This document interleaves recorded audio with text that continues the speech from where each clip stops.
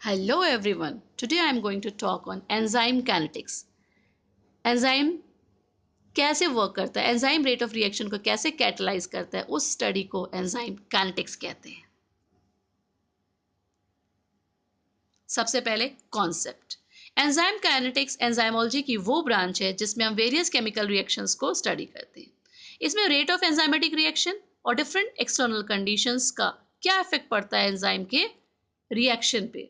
Like temperature बढ़ा देंगे तो एंजाइम का रेट ऑफ रिएक्शन क्या हो रहा है, घट रहा है या बढ़ रहा है, दैट इज स्टडी।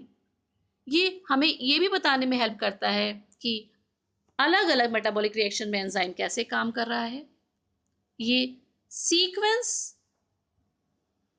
वो सीक्वेंस जिसमें सबस्ट्रेट बाइंड कर रहा है उसको भी एनालाइज करने में हेल्प करता है। कौन सा सबस्ट्रेट पहले एंजाइम से बाइंड कर रहा है और कैसे प्रोडक्ट रिलीज कर रहा है, इन सब के बारे में हेल्प करता है, बताता है।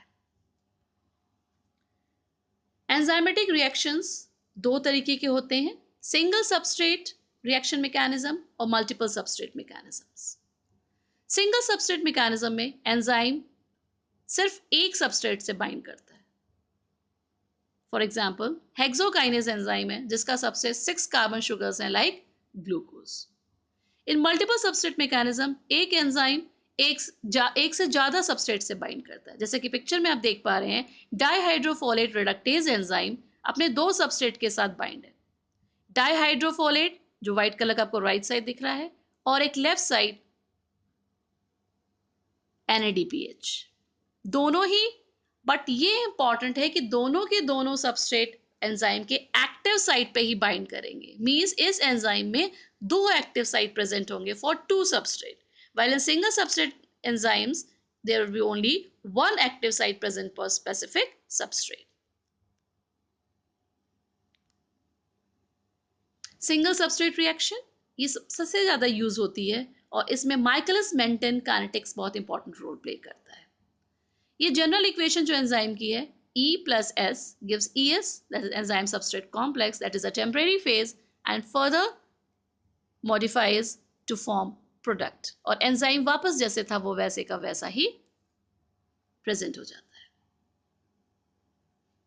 The dissociation of ES complex into free enzyme and product, ये स्लोएस्ट स्टेप होता है, इसलिए इसको कहते हैं rate limiting step in enzymatic reaction. Throughout the reaction, total concentration of enzyme will be sum of concentration of total free enzyme and concentration of total enzyme bound with substrate. Single substrate reaction के लिए breakdown of ES into E and S slowest होता है, इसलिए K minus 1 is much times greater than K2. Means E plus S जब ES बना रहे हैं तो उसको K1 कहते हैं जो फॉरवर्ड रिएक्शन होती है, K माइनस 1 जो बैकवर्ड रिएक्शन है। ES टूट कर फिर प्रोडक्ट और एंजाइम का फॉर्मेशन करता है जिसे हम K2 रिएक्शन कहते हैं। K2 का जो एनर्जी रिक्वायरमेंट है वो कम होता है as compare to K minus 1, और जो Km है which is the Michaelis constant, ये एफिनिटी मेजर करता है सबस्ट्रेट और एंजाइम की, और इसको डिसोसिएशन कांस्टेंट की तरह यूज करते हैं। It is the ratio between K minus 1 and K1. It represents कितने मॉलिक्यूल सबस्ट्रेट के प्रोडक्ट में कन्वर्ट हुए by a unit of time by single enzyme molecule, और इसको टर्न ओवर नंबर कहते हैं। K2 को K कैट से भी डिनोट करते हैं। आप इस फिगर में देख पा रहे हैं कि there are two states, pre steady state and steady state. A curve is being obtain. ये माइकलिस मेंटन में जिस पार्ट पे, जिस पॉइंट पे the rate of energy, the rate of reaction is maximum, that is known as Vmax, or half of Vmax is known as Michaelis constant, that is Km. This is Vmax by 2. Substrate concentration or reaction velocity, if we are drawing a graph, then that point at which the Vmax is half is known as Michaelis constant. Is the concentration at which the rate of enzymatic reaction is half of Vmax, or the ratio Kcat upon Km is used to measure the catalytic efficiency of enzyme. V naught equal to V max substrate upon substrate plus Km. This is Michaelis equation.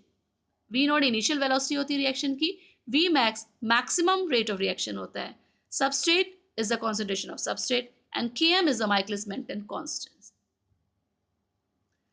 Equation जिसमें Km की value कम होती है वो indicate करती है कि binding affinity उसकी ज़्यादा है और रिएक्शन Vmax तक जल्दी पहुंचेगी।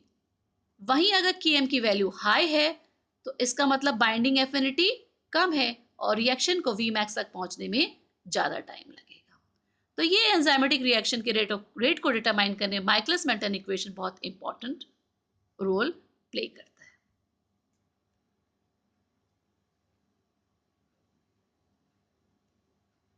Now multiple substrate reaction.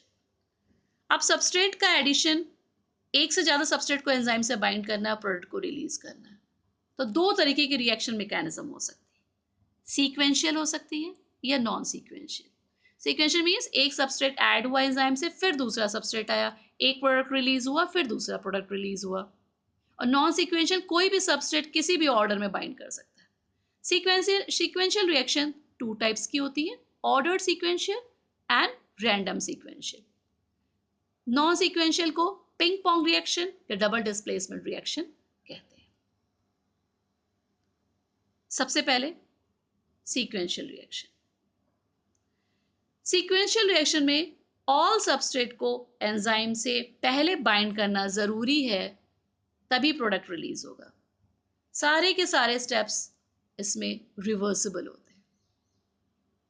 सबसे पहले ऑर्डर्ड सीक्वेंशियल में सबस्ट्रेट ए एंजाइम के एक्टिव साइट में गया और उसने ईए कॉम्प्लेक्स बनाया, फिर सबस्ट्रेट बी आया, उसने ईएबी टर्नरी कॉम्प्लेक्स बनाया। तो ये जो एंजाइम का रिएक्शन है that is sequential ordered mechanism. नीचे जो फिगर आप देख रहे हैं that is clean and notation. इसमें जो लाइन खींची है दैट इज एंजाइम का सरफेस, और जो एरोज है नीचे की तरफ arrow is showing binding and ऊपर की तरफ एरो इज शोइंग रिलीज। तो ईएबी फर्दर, फिर प्रोडक्ट रिलीज हुआ, मींस ए सबस्ट्रेट भी बाइंड हो गया, बी सबस्ट्रेट भी बाइंड हो गया, एक टर्नरी कॉम्प्लेक्स बना, फिर पी प्रोडक्ट रिलीज हुआ और क्यू प्रोडक्ट रिलीज हुआ। This is ordered sequential. Now random sequential. In random sequential enzyme में दो डिस्टिंक्ट साइट होंगी फॉर ईच सबस्ट्रेट और ईच प्रोडक्ट, जिससे कि एक सबस्ट्रेट बाइंड होने के बाद दूसरे सबस्ट्रेट की बाइंडिंग में कोई इफेक्ट ना पड़े। इसमें एंजाइम से ए भी बाइंड कर सकता है, बी भी बाइंड कर सकता है। ए बाइंड करेगा तो ईए, बी बाइंड किया तो ईबी, ईए फिर बी से बाइंड करके ईएबी, ईबी फिर ए से बाइंड करके ईएबी। इसमें भी टर्नरी कॉम्प्लेक्स बनेगा, बट इसमें रैंडम सीक्वेंस है।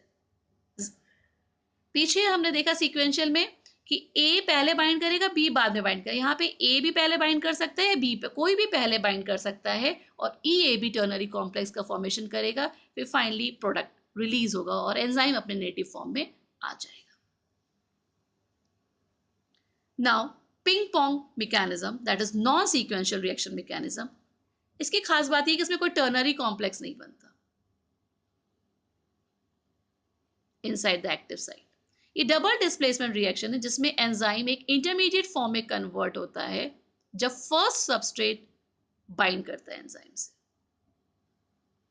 एक ही प्रोडक्ट बनता है और वो रिलीज हो जाता है, फिर दूसरा सबस्ट्रेट बाइंड करेगा, फिर दूसरा प्रोडक्ट रिलीज करता है। इसको पिंग पोंग रिएक्शन कहते हैं because the binding of two substrate causes the enzyme to switch back and forth between two states। पीछे जाता है और आगे आता है। इमेज में आप देख पा रहे हैं कि सबस्ट्रेट ए एंजाइम से बाइंड किया और एंजाइम सबस्ट्रेट कॉम्प्लेक्स ईए बना। इस पॉइंट में इंटरमीडिएट स्टेट ई स्टार बना। इस पी इज रिलीज फ्रॉम ई, ये प्रोडक्ट रिलीज हुआ। फिर बी ने बाइंड किया ई से और ई स्टार बी बना। अब फिर intermediate state Q I, E Q, Q product release हुआ। एंजाइम फाइनली हमें नेटिव फॉर्म में। एंजाइम इसमें भी जैसे था वैसा ही है, बट इस केस में एक सबस्ट्रेट एंजाइम से बाइंड किया, एक प्रोडक्ट रिलीज हुआ, फिर दूसरा सबस्ट्रेट एंजाइम से बाइंड हुआ और दूसरा प्रोडक्ट रिलीज हुआ। तो एंजाइम दो स्टेट में बैक एंड फोर्थ स्विच कर रहा है, इसलिए इसको कहते हैं पिंग पोंग रिएक्शन।